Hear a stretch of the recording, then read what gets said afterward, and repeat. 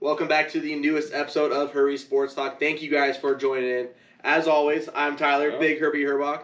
And as always, across the table, Travis, Little Herbie Herbach. That's right. I'm on a hot streak with my name, too, by the way. Just throwing that out there. Hasn't stumbled around a little bit.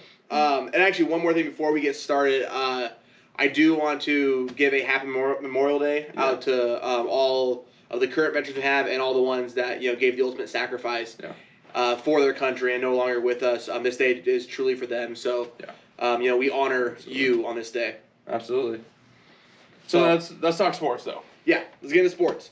As we said, it's playoff time. It's playoff time. If you listened last week, you know this is what's happening. We're talking about the playoffs. It's playoffs! So, before we get into the playoffs, though, it's also award season. It is award season. So we already had two that happened during the week, which we weren't able to get to since we record weekends here. Yep. So let's just run overview here. Sixth man of the year was awarded to Jordan Clarkson of the Utah Jazz. Yep, beating out his teammate Joe Ingles and Derrick Rose. Which is funny. Joe Ingles won it last year, if I'm not wrong, or the year beforehand. I know Joe Ingles had just recently won it for the Jazz as well. I can look that up real quick. Or if not, he was a runner-up. Either way, it was a cool moment. Tyler just informed me that Joe Ingles actually on NBA TNT, you said? Yep. Actually presented it to Jordan Clarkson, which their teammates on the Jazz right now in playoffs time. Yeah. So kind of a cool moment between teammates there. And then sixth man of the year was given to Julius Randle. No. Most improved. We just did So, damn it. And Joe Ingles did not win last year, but he was on the nomination list again. Okay. But yeah. Yeah, most improved player did go to Julius Randle. He beat out Michael Porter Jr. and Julius Randle. Or, I'm sorry, Jeremy Grant. Jesus. It's been a very long Memorial Day weekend. No kidding. But yeah, Julius Randle won, and honestly, that wasn't even a close deal. Julius Randle's played out of his mind this year. Clear, easy All-Star level. Jeremy Grant and Michael Porter Jr. just aren't even close. Yeah, apparently halfway through the season, we already knew that Julius Randle most improved easily. It's pretty easy to tell pretty quickly. So, all right, so let's go in. We're kind of going descending or ascending order to move right up to like the big one. Okay. Yeah. So start with Rookie of the Year.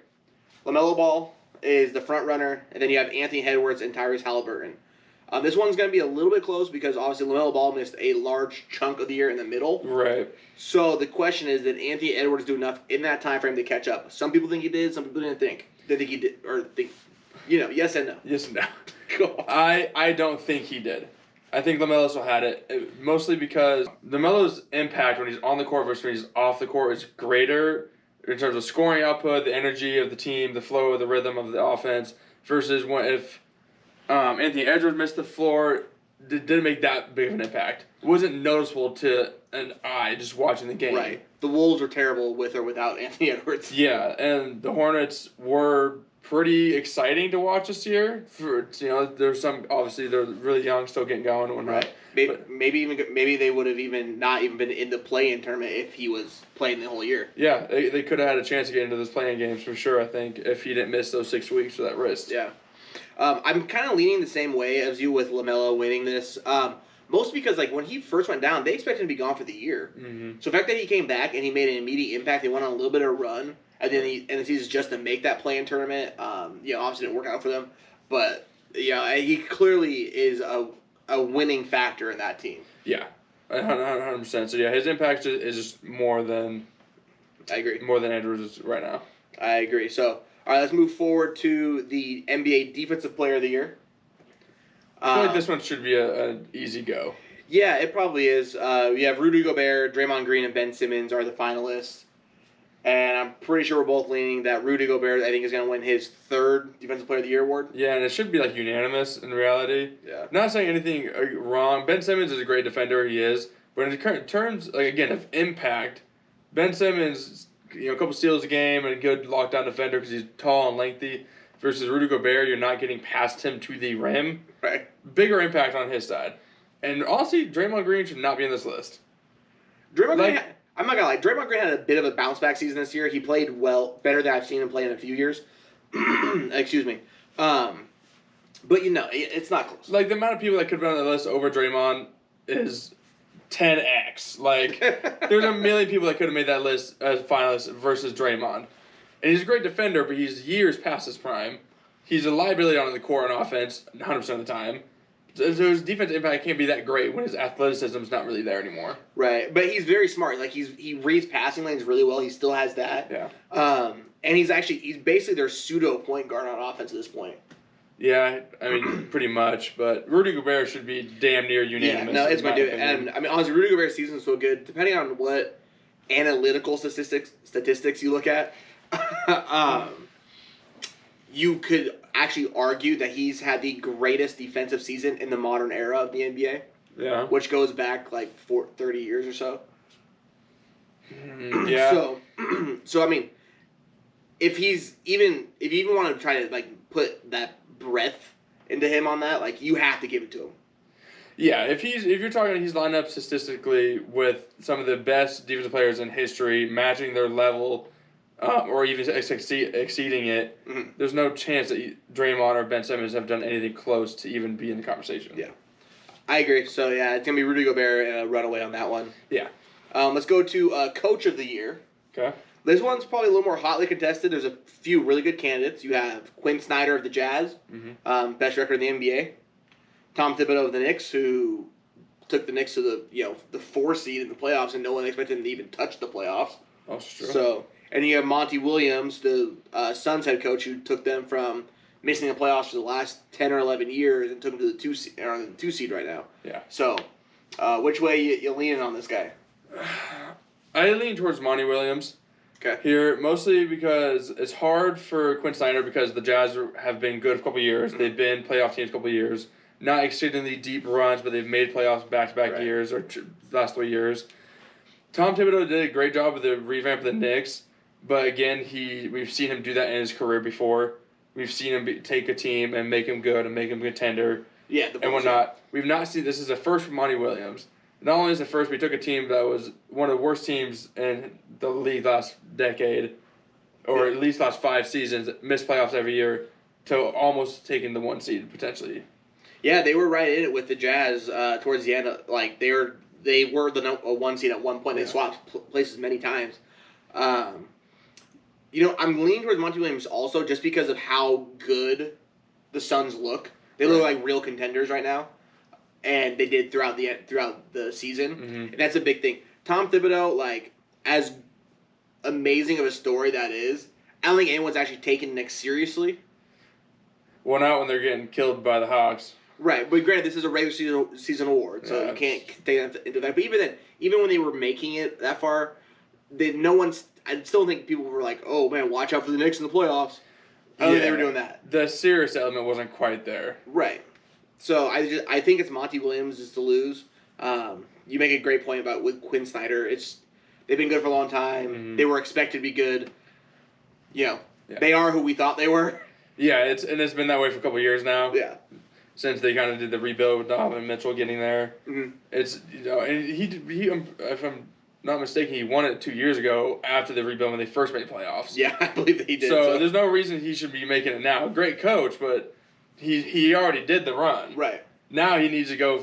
You're talking multiple MVPs and multiple championships like back to back for him to be in that conversation again. So I think Monty Williams for sure. I agree. So all right, let's go to the big guy. MVP. The big guy. The big guy. Hey, you're the big guy. All right. And actually, funny enough, in this MVP finalist, we have 2 big guys. Which is, I don't know when the last time we saw that in the NBA. Two very true centers. Yeah. Are leading the leading candidates. You have Steph. Everyone knows Steph. Steph had a crazy year. Yeah. Joel Embiid, who was dominant all year. And then Nikola Jokic, who was also dominant all year and had become even more of a focal point of the team after they lost Jamal Murray. Right. Me, personally, I'm going with Jokic. Part of it, I think, he had a great season, but he was there every night. Steph missed time. Joel Embiid missed time. Right. And just because Jokic didn't miss time, he still had just as good a season as they did. So that's the way I'm leaning. This one's so hard. Because it depends on how you want to look at it. There's going to be so many people that vote for Steph because the way he played, it was just... He played to the 2015 level, which when he was the unanimous MVP, first time in league history. So when he's putting up numbers like that, and The only he's without him, the Golden State Warriors are losing 90 games, or like 80 out of the 82 games of the year. Like Right. they were going to be destroyed this year without him doing anything close to these numbers. Embiid, even without him, the Sixers are kind of trash. They're probably on a fringe like 50%. Right. But with him, they're the number 1 seed. Exactly. But it depends. And same thing with Jokic. Without him, Jamal Murray's not carrying the Nuggets anywhere. Right. In reality, so they're all extremely valuable to their own pieces. It depends on the flair. The flair factor is gonna kill some votes here. Yeah, and the thing that Steph, I think it's great that he's in here as a finalist. I don't think he has a chance for this award because they didn't do enough winning. Right. The one time in recent memory that we saw somebody win the MVP without a winning team was Russell Westbrook, but it's because he was the first one to ever average, or the second person to average triple-double for an entire season. Right.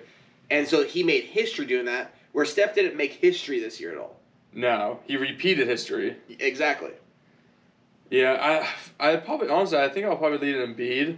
Okay. And I think it's going to come down to the play style factor. When you look at Embiid's play style versus Jokic, Embiid's so much more of a heavy, big man, traditional center, where Jokic is a lot more passing savvy, feet work a little more smooth, not as aggressive. Okay. And I think not just physically dominant. Yeah, the play style of Embiid, I think, will just draw a little bit more attention. Right, but is there something to worry about? Like, Joel Embiid is also, like, yappy, and that off-puts some people? Yes and no, but Jokic doesn't talk really at all. Well, most people don't know his personality in any sort of way. You hear he's actually kind of goofy, but I think part of the issue is that, I don't know how well he speaks. Like, when you hear him speak, he doesn't speak English very well. Right. So there's an issue with that, obviously. Yeah. So, I mean, they're both extremely deserving. I think it should go to one of the two big men, like I said. Mm-hmm. Steph will get the hype around him, but he's, again, good point on your, like, he didn't make history, he repeated it. Mm-hmm. Where Embiid and Jokic both had career history of seasons for themselves. Just the thing of Embiid's flair, the number 1 seed. They've been building that team for a while, and he finally was dominant, healthy majority of the season. I just feel like it might take over just a little bit. Okay. Well, that's the only one we're split on. Yeah. We'll see which way that goes. Honestly, it's a really fun season. There's not much more I can say about that. Honestly, it was shortened. It was kind of hectic. We saw a lot of injuries, which sucked, but there was a lot of really good things that happened this season, and it made it for a very entertaining year. So.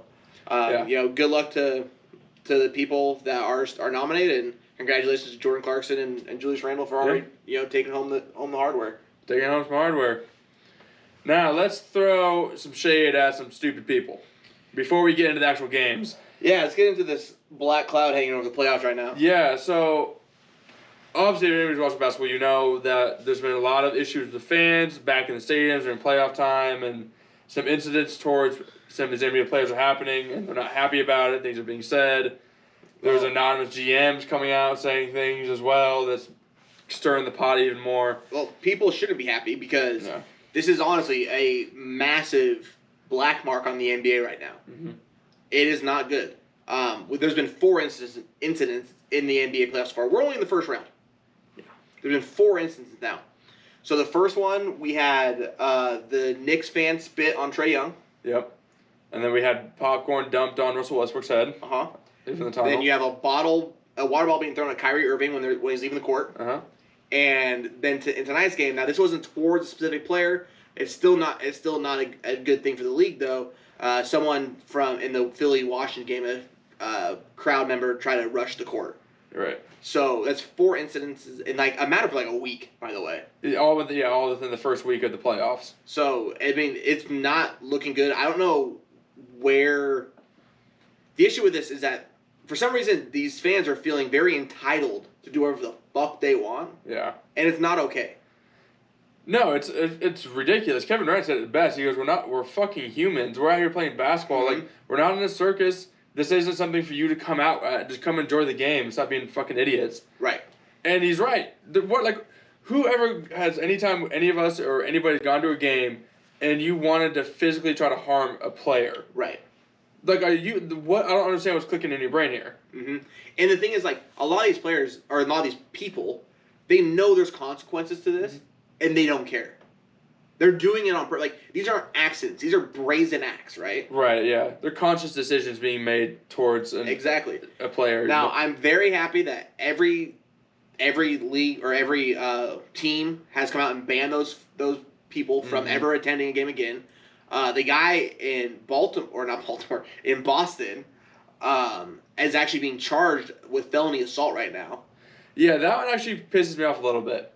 Not only is he banned from TD Garden forever, and he could be a lifelong Celtics fan, he could have lifelong tickets, whatever. He's being charged with assault and battery with a dangerous weapon.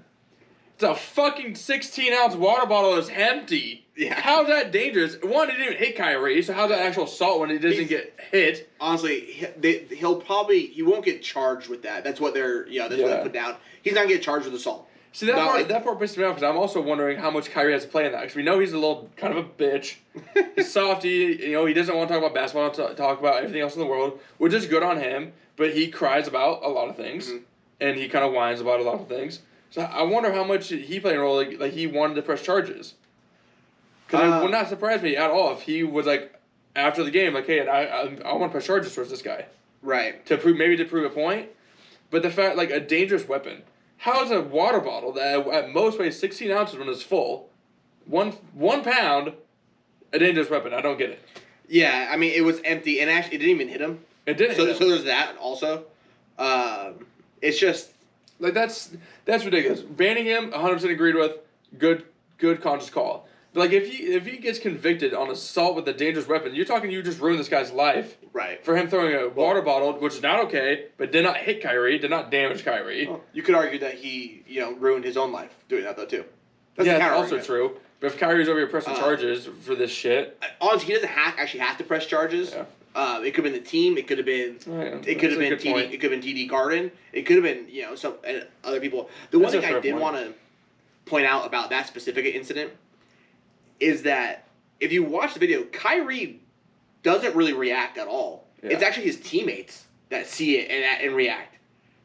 And so, I made the point like that the Nets. I don't have the Nets in the finals because I thought that maybe their chemistry would break. would just get in the way. Like they didn't have enough chemistry, right? Gotcha. I think I'm wrong. I'm actually the way that his team rallied around him had the back immediately, like without question, without hesitation. Yeah. I think that shows like, oh, maybe this team's a lot closer than I thought they would be. Could be. It could be, yeah. We'll see. I mean, the deeper run they get, the better the chemistry is going to become. And the more they can win easily, the easier as well. Right. The faster it grows. But yeah, I mean, just the incidents too. It doesn't make any sense. Like, stop fucking with these guys. Right. Like they're top level athletes here to put on entertainment for you, and you literally are ruining it for everybody. And realistically, yes, I know you bought the tickets to go to the game, but it's a privilege to be there. Yeah. Like, it's not. You can't do whatever you want. It's not your house. No. And luckily, honestly, that no one actually saw the incident in New York happen until after the fact. Like, that clip came out after. No one actually realized that happened at the time. Yeah. Because that could have been really bad. The only one that got, like, a little heated was the Westbrook one, because Westbrook was pissed. And he was super pissed. He didn't want to get to the stands. And here's the biggest issue, though. Like, you see that, like, and players, especially when they're, like, in that situation, Russell Westbrook's already upset. He got hurt, and he's going to the locker room, and he's not going to play the rest of the game. He's mad about that, right? Right. In a playoff situation, he's mad. And so he's on edge. This is a grown, like, professional athlete. Mm-hmm. Even the ones that look small, they are very strong. And they are very, like... You gotta remember, Russell Westbrook's like 6'5". He's not a small human. He looks small on the court. That's it. Yeah. But and if you also look at him, like, the dude's ripped. Oh, yeah, that's true. If he got your hands on someone, like, he's gonna hurt you. And the biggest thing that matters for the league, though, is that the first time I saw the Westbrook one, I immediately go back to the Malice in the Palace with Ron Artest. Yeah. You let him get to the stands, we know what history's gonna happen. Yeah. I mean, that's a very serious concern when it comes to this type of situations. Right. That luckily, Russell had like 5 guys around him that he wasn't ever going to get it. But Ron Artest got into the stands with zero hesitation because there was nobody there. And then, like a good point, like the Trae Young thing. If somebody would have saw that, like that guy was on court side. He was second row. Like if somebody would have saw that, like that is a fight with with attendance fans. Like, that is a full-on fist fight going to happen between players and fans against fans. Like, Yeah. So, I mean, people stop being dumbasses at the end of the day, and you got to understand they're here for your entertainment. They're not here to throw malice at you. They're not here to throw shade because you're playing against their favorite team.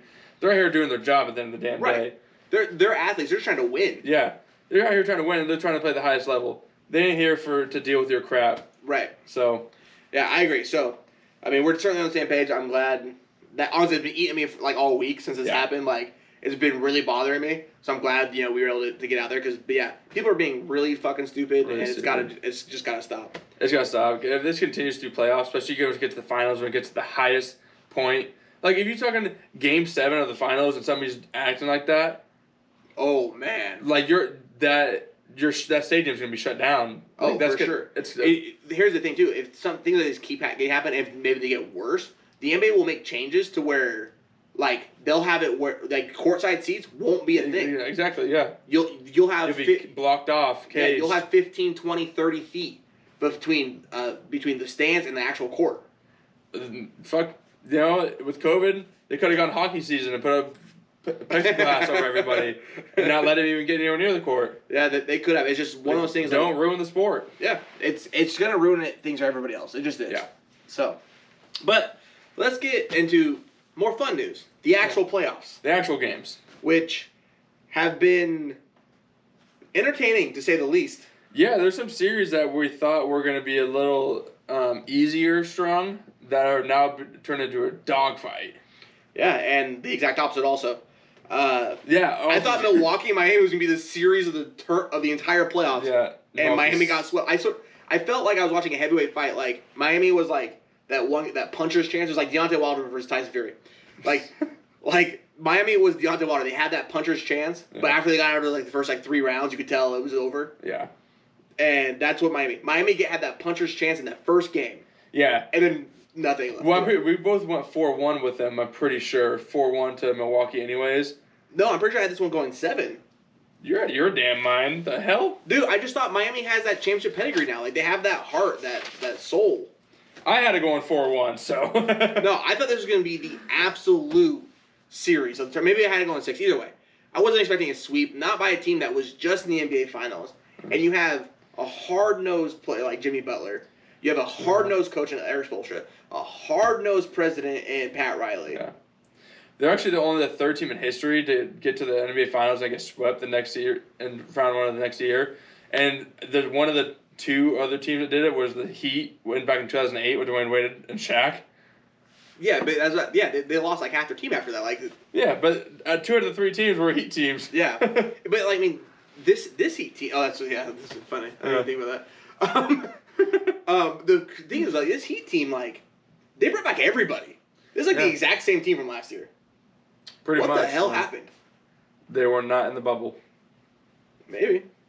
Maybe that's just it. Or maybe Milwaukee's just that much better this year. Maybe the addition of a Drew Holiday and PJ Tucker makes a massive difference. Yeah. Well, Giannis did play out of his mind.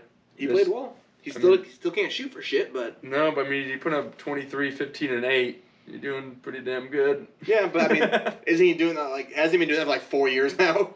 15 though. 15 is a little extra 15's a lot. for this. He went hard in the paint. But one thing that's going to be a little scary with Milwaukee, DiVincenzo's out for the rest of the playoffs. Yeah. He started 66 of 72 games this year and all 3 playoff games. He's a perfect 3-and-D guy for their system. He knocks down wide open. He knocks down a ton of threes, and he can guard 3 positions. Yeah, that's gonna be rough because they're facing more than likely a juggernaut in Brooklyn coming up because Brooklyn's up 3-1 on Boston right now. Yep. I think we both called a 4-1 on this one. Yeah. We knew Boston was gonna take a game back at home. Mm-hmm. To see what happens. I thought it was gonna be Game 4. I really felt Game 4 would be the one. They ended up taking Game 3, but whatever. Well, honestly, the game that they won, Game 3, was more impressive because Jason Tatum put up 50 that game. But it was even more impressive that the big 3 of the Nets combined for 96, and Jason Tatum still was enough to pull them over. Great, though. In Game 4, they combined for, I think it was 107. Yeah, and they blew them out by 20. Yeah, So no surprise there, but Brooklyn, they're just stacked. We knew Boston doesn't have the talent right now. No, They really Even with Jaylen Brown, yeah. probably didn't have the talent. No, they maybe get 2 games instead of 1, but Right. that's still not enough. Yeah. They were a juggernaut of a team. Oh, for sure. And Kyrie seems to be making a little bit of a point. He dropped 39 in Game 4. Yeah. Kyrie has a history of playing extremely hot against teams of his past. Or any team that he does not like, I guess, even. Which I feel like a lot of NBA players do that, even. Well, yeah, you want to show them up. You're like, this, you guys didn't want me, or whatever, however you want to frame it in your mind. You're like, you guys didn't want me. I'm going to show you why you should have. Exactly, yeah. So, I mean, I assume Brooklyn's going back at home for Game 5. I assume they probably blow out Boston, and they head on to face Milwaukee. So let's just stay on the East end, because that's the first 2 teams we've talked about here. So, Atlanta, New York. Atlanta's up 3-1. Obviously, the Game 1 we had was insane. Trae Young, floater buzzer beater to win. But since then, the Hawks seem like they were pretty, not dominant, but they're in control. They're in control. I mean, and even then, the Knicks won Game 2, and they won by, I don't know, like 8 or 10. It was close, but they certainly pulled away. But, I mean, this is going the way we thought it would. Atlanta's just the more talented team. They have a lot of bodies that can score. They have a lot of scores, man. Which is funny because they're actually only averaging 104 points a game in this series right now. Well, I guess they got a lot of shooters then. They got a lot of shooters, so we'll see. I mean, Trae Young is putting up 27 and 10 right now, 10 assists. You have so many guys on the Hawks that could go off for 30 on any night. Yeah. Gallinari could, Trae Young obviously. Yeah. Huter could, Bogdanovich could. They have so many guys. Yeah, they have tons of talent. And honestly, the biggest difference in I think this series, Clint Capella's dominating down low. He's so underrated. Oh yeah. Even when he was in Houston by himself, it was him and James Harden practically. Yeah. He was dominant. I mean, the thing is he's faster and probably stronger at this point than Taj Gibson is. He can't stay with him, and he's bigger. Yeah. He's bigger than Julius Randle. Definitely a lot. By a ton. Julius Randle's a 4, and then at the end of the day. Yeah, and even that he's a small for. He's like a Draymond type of. Yeah, he's center. 6'8". Yeah, he's not a big. He's not super big for his position. Yeah. So yeah, I mean Atlanta. They're going back to New York, so there's that. Maybe the Knicks will. Maybe they can pull a game. One. Granted though, Knicks fans, not the one that spit on Trae Young, that we already talked about. Yeah, but the way y'all reacted to winning Game 2 is ridiculous. Well, it's been a decade since Madison Square Garden had a playoff game in it. Yeah, but they act like they won the fucking championship. Yeah, well, I mean, I thought riots were about to break out. It looked like people were about to tip over cars and stuff. I was like, what is happening out there? Be excited, but guys, it's one game. Knicks basketball is a culture of its own, and not long since winning a playoff game, let alone making playoffs. Yeah, I mean they went ham, but I understand being excited, but this is a best of 7 series. Yeah, and you won one game. Yeah, in round 1. That makes me nervous for Game 5 back in there. If Atlanta starts pulling away towards the end, are we going to see some more bullshit? Oh man, that makes me nervous. I would be very surprised with that because damn well. I bet you they doubled security already. Oh yeah, definitely. But you just never know. Yeah, you really don't know.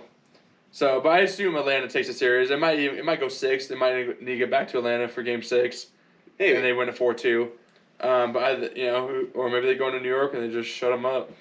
Could be. I could see Trae Young going in there and dropping 40. Exactly. Boom, bye. 43 with 9 3-points and just sends them home. Yeah, easy. And then we got Philly Washington. This one goes as normal. Well, I thought it was gonna be a sweep. Washington won the game today to take 1. 10. Yeah, but also Joel Embiid went out early in the second quarter after he took a fall. He said they called it right knee sort of. It was weird because he was grabbing his ass. He fell on his tailbone. So you're grabbing his ass. He hurt his tailbone. He was wincing and grabbing his back. But then they're he's out with right knee sores. We're huh? Probably because that's what he's been saying all year long. That's true. It's nothing new. So Joel Embiid's out for 3/4 of the game essentially, and Ben Simmons only plays 24 minutes because he picks up 4 fouls in the first half. So their 2 best players played half of the game. Combined. 2 of the best 3 players, played less than half the game.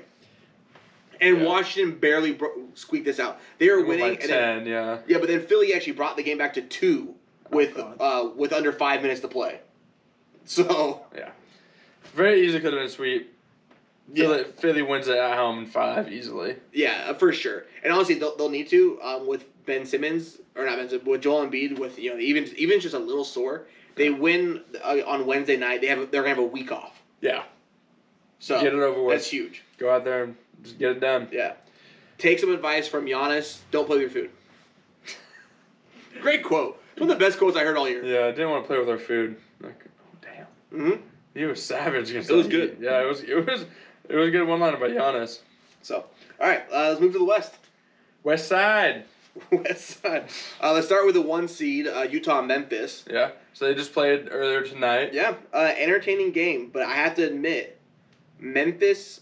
We've already said it. They're the second youngest team in the NBA this season, and the youngest team to make the playoffs since the early Thunder team with Durant, Westbrook, and Harden that went to the finals. But they're that young and that inexperience falling apart is showing. Yeah. So this happened very similarly in Game 3, but specifically tonight, I watched every second of this game. It was entertaining, and there's about 3 minutes to go, right? Mm-hmm. And Memphis is down 4. They come down. John Morant makes a kind of a rough turnover. I'm trying to do too much, right? They come down, and Conley hits a nasty 3, puts them up 7.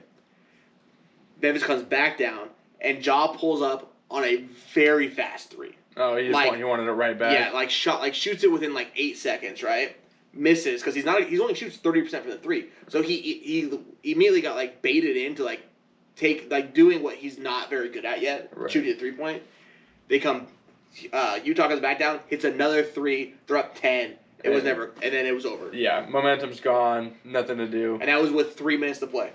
Yeah, and yeah, that's what we said when Memphis won Game 1. We're like, okay, well, Utah doesn't have Donovan Mitchell.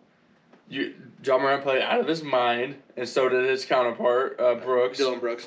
And Dylan Brooks is actually averaging 27 in this series right now. Yeah, and I was like, even if they both play enough consistent, they have to play out of their mind at 7 games. Yeah. To get even close to 4 wins. And the moment you get Donovan Mitchell back, it's pretty much series over. Yeah, and even then, especially that first game, the first 2 for sure, John Morant was shooting much better from deep. And now he's reverted back to going, only shooting about 30%, which is what, like I said, he did in the regular season. Yeah. So it's the one part of his game he really needs to improve on. Yeah, and he will. I mean, he's on year 2. He's 21. I mean, yeah, he's very young. He's got time. Yeah, and his mid-range game is good. He has a really good floating game, so he can do it. He just has to to put the work on that. But I wouldn't be surprised in the next 3 years he's up and shooting close to 40%. Yeah. Yeah, absolutely. He's a talent to be reckoned with coming down the pipe. So let's move on to I think it's probably the best series right now, the Dallas series. Dallas and the Clippers. Dallas and Clippers series. That is getting chippy. It is. I love it. It's been a really fun series. I mean, they're going back and forth. I mean, Dallas looked dominant the first 2 games. Luka was shoving it up their butt, dude. He's got Mark Cuban in his ear. And fucking kill him! And then, even then, in Game 3, they're up very early in the game. They're up 30-11 in the first half. And then the Clippers and Kawhi. Kawhi went ham. He did. He popped off real quick there. Kawhi's averaging 33, 8, and 4 this series right now. Yeah. I mean, Luka's doing 33, 8, and 8. Yeah. The issue with Luka, what the hell's happening from the free throw line? So he's shooting 40% from the line. The whole team's shooting 60. What the hell? You're in the playoffs. How do you shoot as a team? In Game 3, he got a nerve injury in his neck, and so if you actually watch him in most of Game 4, it was hard for him to keep his head up.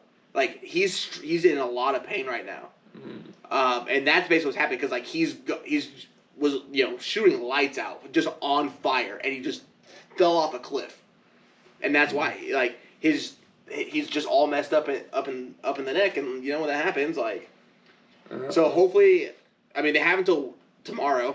Or no, they have 2 days. They still have 2 days. They play on Wednesday. Hopefully they can get that nerve thing figured out in the meantime, because without Luka at full strength, the Dallas has no chance. No, the Clippers are going to destroy. So that really sucks. I did see Luka said he acknowledged it in an interview, but then denied it having an impact. But he acknowledged that there's an issue. I don't know why athletes do that. because like we can see it. Yeah. And We're the not players, blind. the players you're playing against, the Clippers players know too. Mm-hmm. Like they can see you wincing in pain. They can see if your head's dropping. Yeah. That your shooting percentage just fell off a cliff. Like they can tell that. So you might as well just be like, yeah, it's it's injured. I'm gonna spend the next 2 days getting a massage, doing ice packs and heat wraps, and by game 4 or game 5, I'm back to 100%, and y'all better be ready. Hopefully, yeah. Like that's a better thing to say than like, nah, it's not there. It's not a big deal. It's like it's not happening. Like, do you think we're dumb? Like what? I don't know. It makes no sense. But yeah, without Luka, they're gonna get killed. In reality, because Kawhi is popping off. He's playing. I know. But this Clippers team, this is exactly what we saw last year and what we were talking about in our playoff preview last. If Clippers are gonna do Clipper shit in playoffs, They are so like. If I was a Clippers fan, I would be so emotionally drained by this damn team. Like, there's games they just like don't even. It's like they don't even bother rolling out of bed for. yeah. It's crazy. It's so weird. Yeah, we talked about this the last episode, the episode beforehand. It's just, there's no energy. There's no nothing. It's like they walk in like they're zombies. Yeah. Or I don't. Like, it's so weird. I don't know if it's a chemistry issue between players and they piss each other off, or it's. It kind of sounds. It sounds like there's kind of an emotional issue. Yeah. We heard this last year in the bubble. Mm-hmm. But I'm gonna say this: if the Clippers don't make at least the Western Conference Finals this year, You're blowing that team up. yes, Yeah. 100%. I think you're definitely blowing that Because team there's up. clearly something not working, and you gotta get rid. You gotta blow it up, and that means it's you trade Paul George. You're gonna pick Kawhi over Paul George. Exactly. That's not a question. You're gonna keep Kawhi.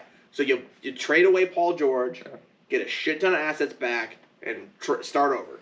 I'd get rid of Pat Beverly too.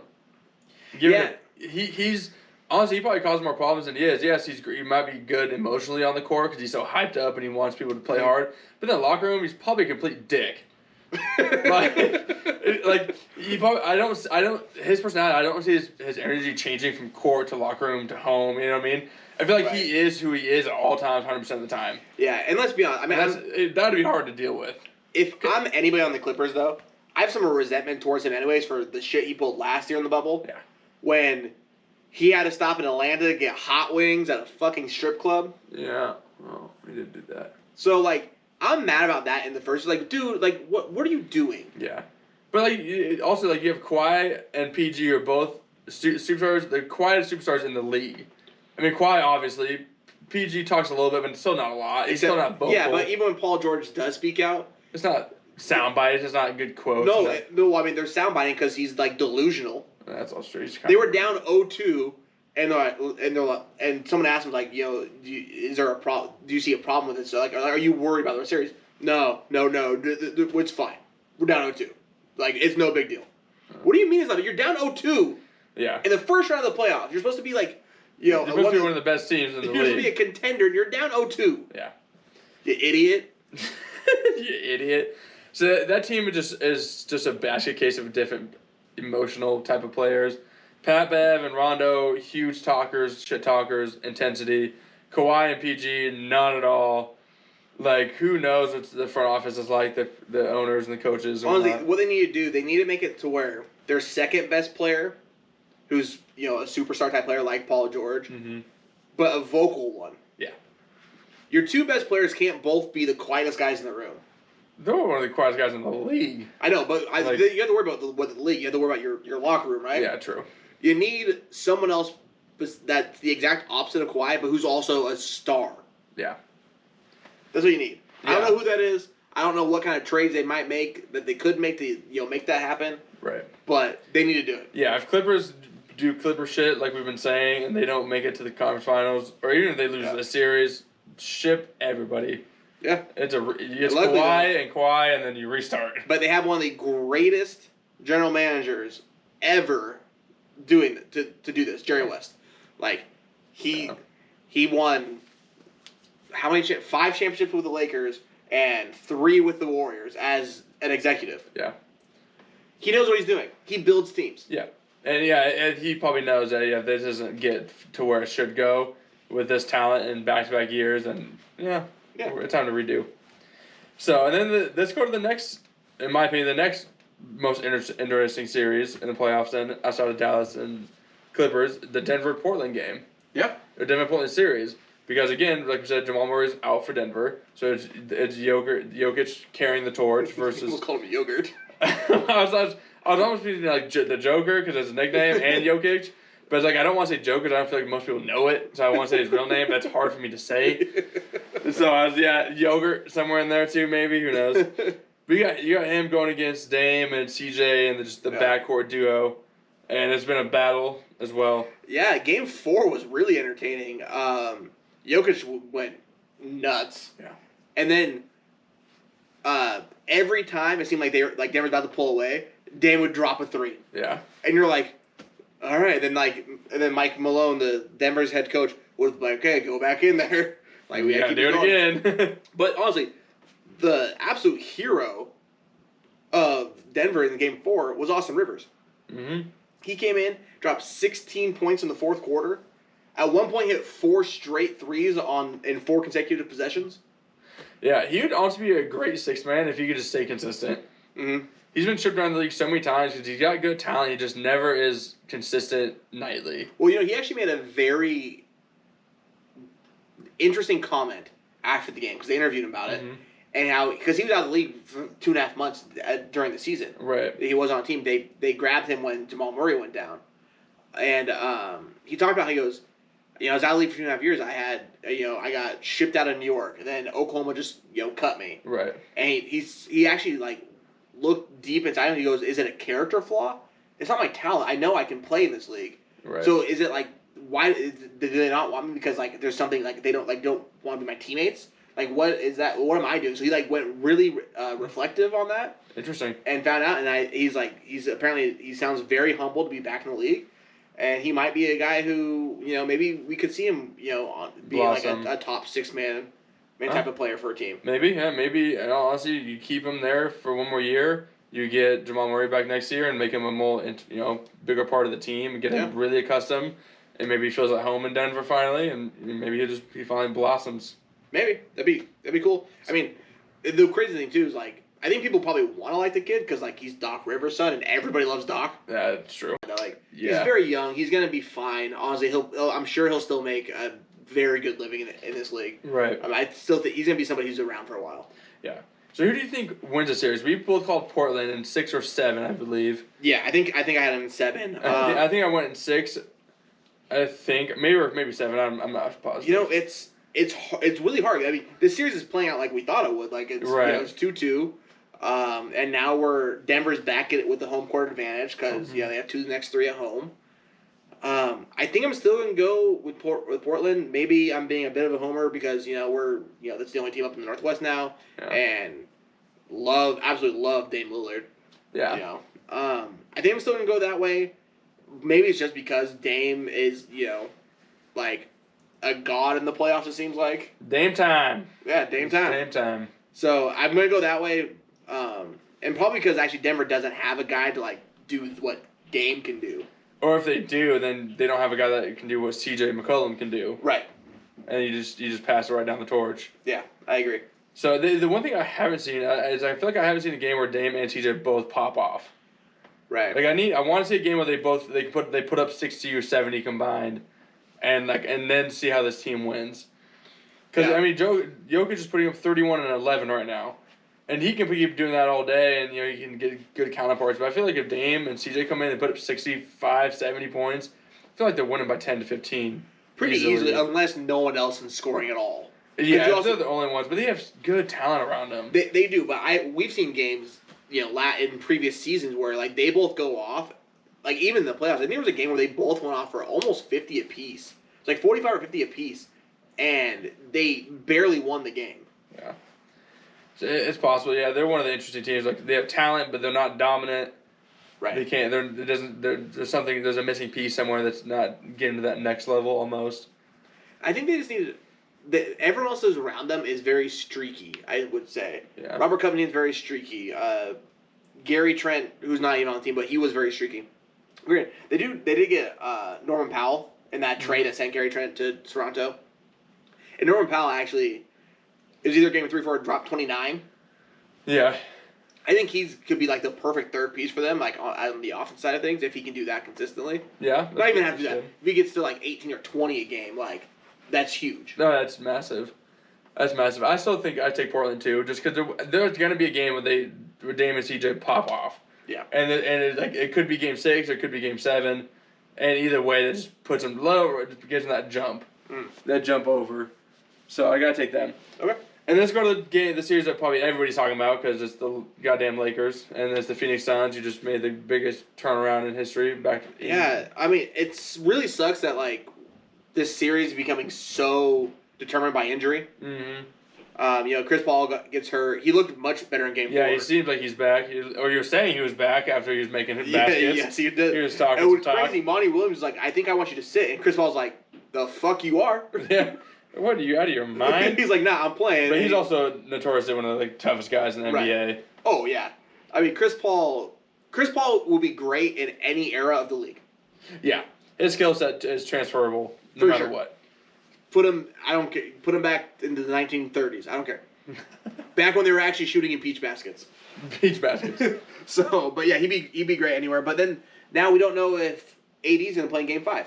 It sounds like he's a groin strain. Yeah, a groin strain. A groin strain right now. Oh my goodness. That was hilarious just to watch. I just watched you try to figure it out. Sorry, that was hilarious. So we don't know if he's going to play. I mean, that's the report. It doesn't sound like he's going to play. It's very questionable. But another report says that people within the organization are actually think it's very hopeful he's going to be playing. Granted, hopeful is not likely. Hopeful is like, oh, I hope he plays. Yeah, that sounds pretty doubtful still to me. Yeah. The issue is like, this is proving that AD being on the court is more valuable to the Lakers than anything else right now. Well, yeah, I mean, because like even though LeBron is the greatest in the game right now and probably the second greatest of all time, without AD, I don't think LeBron can win this series by himself. I'm not sure if he can either. I don't think he can. Obviously, that's the big question. That's the question. We always assume he can, but like if this ankle is really deterring him entirely. Right, and even LeBron looked a little better in Game 4. Like I felt like he was easier, getting the hole a little easier. Yeah, he didn't seem hesitant. He definitely was pulling up, kind of dunking, landing without hesitation. It seemed like, but it's just like it doesn't seem like he can do enough. Like maybe. Granted, he also made LeBron's full of sound bites. Yeah. He made a good one after he's like, "This is what these shoulders were built for." Yeah, shoulders weren't built for nothing or something like that. So. And then, I mean, he said he is the chosen one, right? Yeah. It's what he calls himself, and he's proved it in a lot of times. It just when you watch the game, you can see him do everything we've always seen LeBron do, and usually his teams always pull it out. Yeah. But now there's not the momentum behind him. When you see LeBron get going, you're like, oh, they're trying. Right. But you don't get that feeling that like, oh, LeBron's gonna make it happen right now. And the other issue with this is that there's also a very good chance that KCP's out. Yeah. He's dealing with his own quad contusion, and he left Game 4 pretty early in the game. And they did an MRI. They were glad to find out he didn't have any tears. So it's a pretty bad contusion. So it doesn't sound like he's going to be playing Game 5 either. Yeah, it's going to be rough. And you're back in Phoenix, too, for Game 5 now. I'm nervous. Honestly, you're going to need big games from Dennis Schroeder and Caruso. And then someone down low's got to go off. Whether it be Andre Drummond, Montrezl Harrell, or Marc Gasol. The other thing that's been really interesting about this series, like watching, Frank Vogel is like trying a different like lineup and combination of big men every game so far. It's not a bad thing to do in the first round because I mean they haven't found anything that's working. Except unless you lose the first round. Yeah. But I mean, it's like I feel like he has to now with AD. He's got. Oh yeah, he's going to have to. But like, because like Game 1, Gasol and Markieff Morris didn't play at all. Yeah, right. And Montrezl Harrell and Andre Drummond played a lot. And then in Games 3 and 4, Gasol and Drummond played a lot. And Drummond, and so did Morris played a bit. And the offense seemed to flow better when Marc Gasol was out there, probably because it's just a straight passing ability. The ball moved better. Yeah, but he can spread the floor though. He can shoot the three, and they saw him. They gave him open threes. He drained a couple of them. Yeah, I think he hit 3 in Game 4. But his passing ability is key. He is like the power Gasol went back with Kobe. Yeah. He'll get in that center of that lane. He's taller than everybody. He'll sit there and he'll find the open passer for you. imagine that him and Mark play, or him and Powell play much alike. Yeah, and Mark's a better shooter overall because he can actually spread the floor. Powell's a traditional center more so talent wise. I think you're going to see a lot of Gasol and Drummond together in Game 5. Yeah, that's probably the best mix up. And I think what you should do is you should play Morris over Montrez when you pull Gasol out because Morris is such a better scorer than Montrez is. Montrez needs to be down low near Drummond where Morris can play on the wing. More versatile. Yeah, he can play the wing on both sides. Yeah. Montrez is a 6'10" traditional center. Yeah. And he's a great energy guy. Like, don't get me wrong. Like he won 6 Man of the Year just last year. But you need Drummond down low to bang with Ayton. But you don't need to clog the lane anymore. So I think you keep Morris and Gasol as your rotations. And I think that gives you probably the best chance. Yeah, for sure. I like it. So, last thoughts before we wrap up. I mean, that's a little overview of where every series is at right now. Still extremely surprised about the Milwaukee-Miami thing. Drives me nuts. Tyler's disappointed that he called the best series, and it's been the worst series. Just so disappointed. Very disappointing series. But everything. I mean, honestly, the series it's been a great bit of fun so far in the playoffs. Right. I'm looking forward to the Clippers in Dallas like you are, especially going forward. It's actually the one series I haven't been able to sit down and watch an entire game of. It's kind of pissing me off.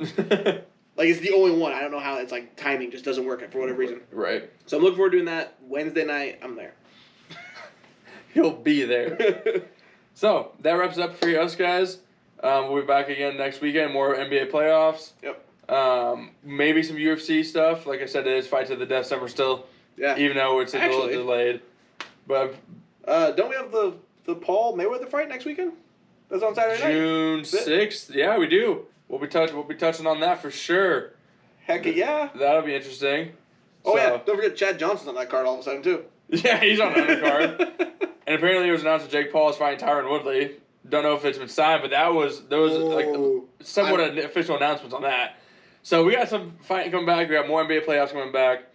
So if you like any of our content, I do hope you enjoy our content. But if you do, please hit the like and subscribe on YouTube. It helps us out dramatically. Yep. That is by far the biggest platform. The more we can get a hold of you guys and talk to you guys and give you our content, our thoughts and opinions and whatnot.